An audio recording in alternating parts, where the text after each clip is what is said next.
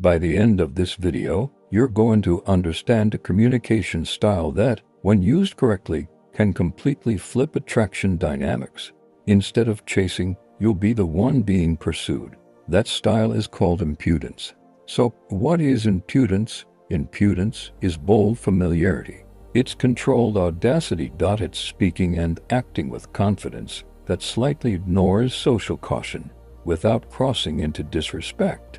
Now you might be thinking, isn't that a bad thing? Not necessarily. From an instinctive perspective, an impudent man signals strength, and attraction is instinctual.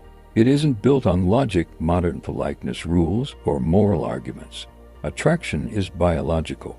At a deep level, one of the strongest unconscious traits many women respond to is perceived survival strength, the sense that this man can handle himself, handle pressure, and lead. Picture this: a plane crashes on an island. Who is most likely to survive? The overly agreeable guy trying to please everyone, or the decisive, assertive, self-focused man who prioritizes survival? Harsh reality: it's the second one. And in high-stress environments, people naturally gravitate toward the strongest presence. Even though modern life isn't survival-based anymore, our instincts haven't disappeared.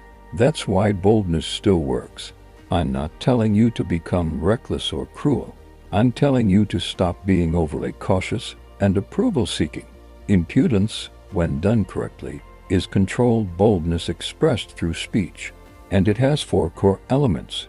Let's break them down. 1. Be playfully cheeky. First element is playful mischief. You want her to occasionally think, did he really just say that? Most men enter conversations like they're walking through a minefield.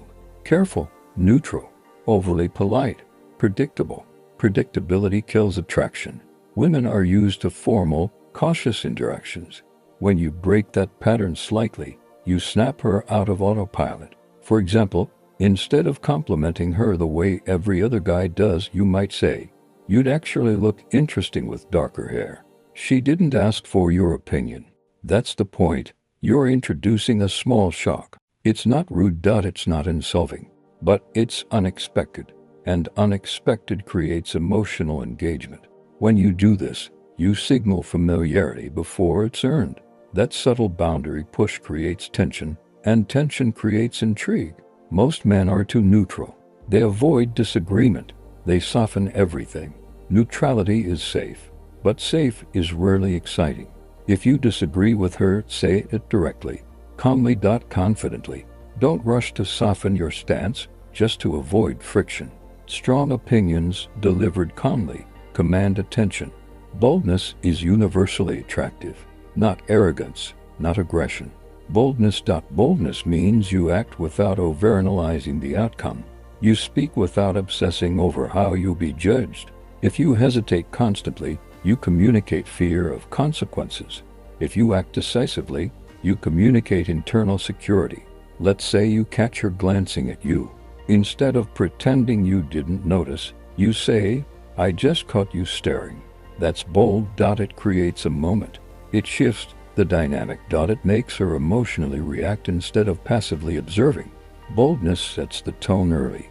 If you establish that energy in the beginning, the entire interaction becomes more charged. Bold doesn't mean loud. It doesn't mean disrespectful. It means unapologetically present. There's a difference between stupidity and shamelessness. Stupidity is insulting people or being socially unaware. Attractive shamelessness is saying what everyone notices, but no one verbalizes. As adults, we're trained to filter everything. We suppress observations to appear polite. But when you confidently state the obvious, without malice, you demonstrate social dominance. For example, if she says something intense or passionate, you might say, "You're more aggressive than you pretend to be." You're calling out the subtext. Or if there's obvious tension in the room, acknowledge it lightly. When you verbalize the elephant in the room, people feel it. And the person who says what others won't say often becomes the most magnetic presence there. Again, this must never be cruel. The goal is bold transparency, not humiliation. You're showing that you're unafraid of social discomfort. That signals strength. This is the advanced layer. Most men treat a woman they just met like she's royalty. Over-respectful, over-careful, over-responsive. That dynamic subconsciously puts her above you. Instead, treat her with the same relaxed energy you treat your close friends. If she asks you a question, you don't always have to answer immediately. For example, she asks, "Where did you grow up?" You respond, "Last night was chaos."